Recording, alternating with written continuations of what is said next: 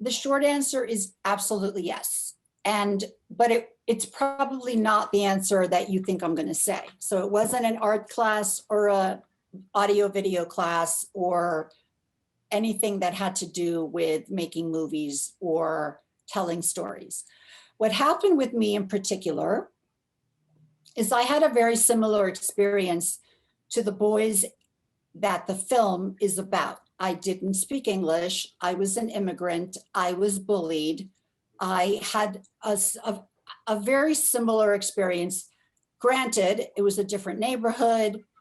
Everything was, economically different, but it was the same experience. So that piercing in my soul about not being accepted because of, instead of being accepted because of, it was the inverse, gave me a foundation of that I didn't even know at the time. It came out in 1997, actually, when I was 37. It gave me a foundation of wanting to tell a story. At the time, I didn't know what, about underprivileged, underserved, inner city kids that deservedly had a chip on their shoulder because of the exact same things I went through, but obviously for them in a much different level. But it's the same thing. When you're young, you don't know about levels. You just know what you feel and what your soul feels. So that was, and then of course, I had an incredible teacher in high school, drama teacher, Jay Jensen, who's no longer alive, who happened to live on the Venetian Causeway like I did. So I took him to school every day, which was my luck.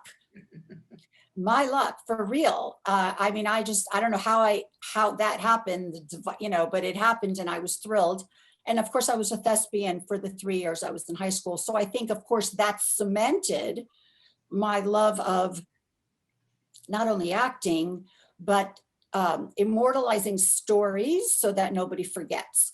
I also have the Holocaust background, that I was always afraid that people would forget the Holocaust if it wasn't told and written and filmed by survivors. So that was always in the back of my mind. And I actually graduated from the University of Miami with a double major in Judaic studies and political science, because I wanted to work. I was very innocent at the time. I wanted to work for the Mossad. And my teachers at the time, I was very, very lucky that the years that I went to the University of Miami, we had visiting professors such as Simon Wiesenthal and Elie Wiesel, et cetera, et cetera. And after Simon Wiesenthal, may he rest in peace, after his class, we had like a month of each of them. I went to him and I said, I speak Hebrew, I speak Spanish, I'll do anything to catch Nazis. I'm going to work for the Mossad. And in his inimitable accent, and when I say inimitable, it's not possible to imitate, he said, nice Jewish girls don't work for the Mossad. I would suggest you go to New York and work for the Anti-Defamation League. And I took him to his word and worked there for 11 years.